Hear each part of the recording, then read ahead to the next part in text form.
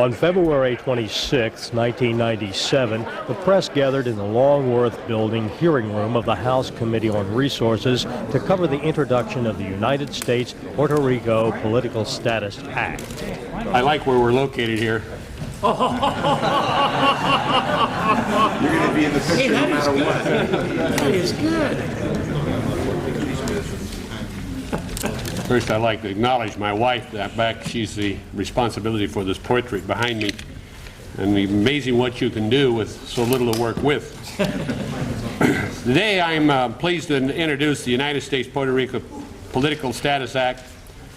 This landmark legislation will end 100 years of uncertainty. Committee Chairman Don Young of Alaska was joined by a bipartisan group of the bill's supporters who represented some 62 co-sponsors of the measure from both sides of the aisle. The legislature of Puerto Rico has once again asked the Congress to take actions to resolve the Puerto Rico's political status. 2 weeks ago, a bipartisan delegation from Puerto Rico personally delivered copies of the resolution asking the 105th Congress, and I quote, to respond to the democratic aspirations of the American citizens of Puerto Rico in order to obtain a process which will guarantee the prompt decolonization of Puerto Rico through a plebiscite sponsored by the federal government, which shall be held no later than 1998. The act continues a process initiated in the 104th Congress when a similar bill, House Resolution 3024, was unanimously approved by the Resources Committee but failed to be acted upon by the entire House of Representatives. Members in attendance gave opening remarks. To my colleagues here today, I contend that the political status question must be answered clearly and fairly. We must have closure on this issue. The people of Puerto Rico deserve it. As citizens, the people of Puerto Rico have contributed to the social and cultural heritage of our nation. They have fought bravely in our wars, in which many have lost their lives. And they have shown the American people the true meaning of participatory democracy, as more than 85% of the electorate has traditionally voted in their referenda and elections. Clearly, Puerto Rico needs the opportunity to freely express their wishes regarding the options for full self-government. As U.S. citizens, they have done their share and paid the price for this opportunity. I believe our actions today are fair and characteristic of the true meaning of democracy. Let me just say that this has been a long, hard fight we've been involved in. Last year we came close to passing legislation that would give Puerto Ricans the right to self-determination, to let them have their voice here in the Congress of the United States. This year, the problems that were in the bill the last time, I think, have been taken care of.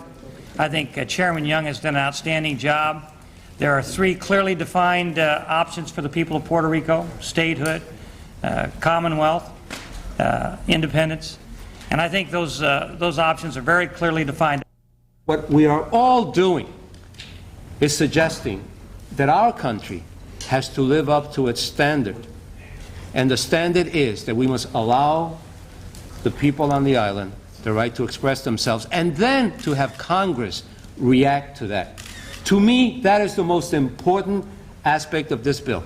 The fact that finally the United States Congress will have to let the people in Puerto Rico know how it truly feels about the future of this relationship. Where I am clear is that the present relationship is one that has never been defined as anything but territorial and perhaps colonial in status. That has to change, both for the people who live on the island and those of us who are here.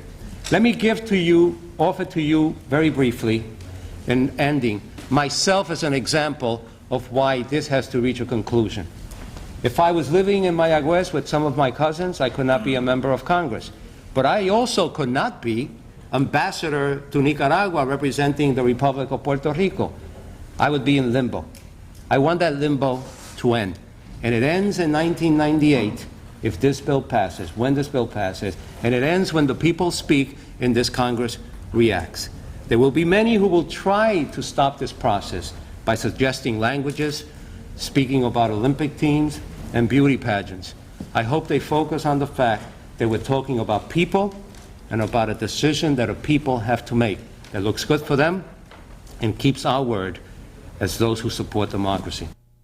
In the past, the legislation, I believed, established a process that would not have treated all parties in Puerto Rico with equity. That problem has been resolved in favor of allowing voters a clear choice of three options: statehood, Commonwealth, and independence.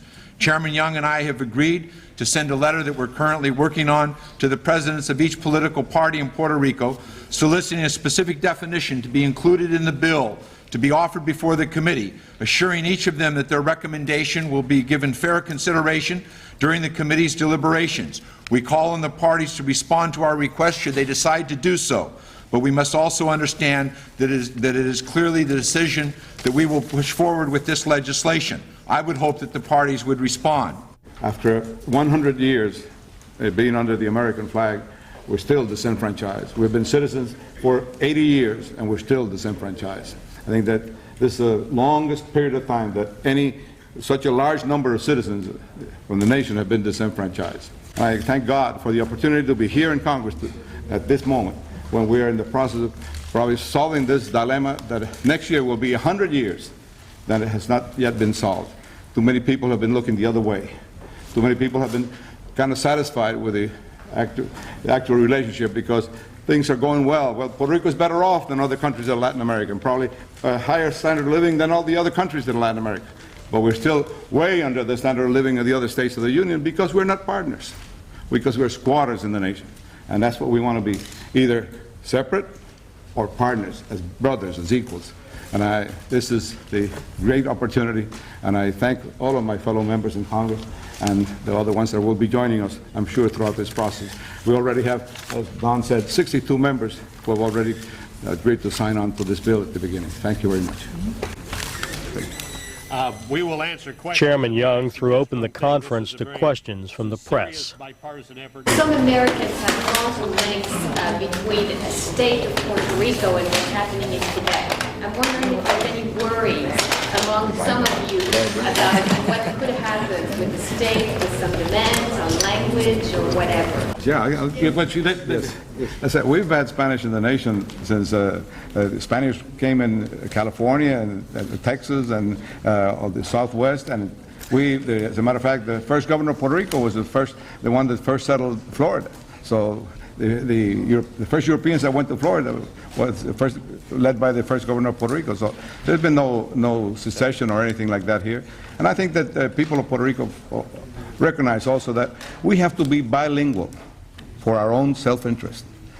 You go to Puerto Rico now, you pick up the Sunday newspaper, and you take a look at the ads for the offering jobs, and just about every single offer says bilingual, bilingual, bilingual. And if Puerto Ricans want to be able to come to the rest of their nation, they understand they have to speak English. So I think we understand that English is the common language, but we will always be speaking Spanish. That will be our local language, although we will also be speaking English. And I think that will help the nation in their relationship with Latin America. So our future is in being bilingual. The House Resources Committee will hold hearings on the bill on March 17th in Washington and twice in Puerto Rico during the month of April. A committee vote on the measure is expected in May of this year.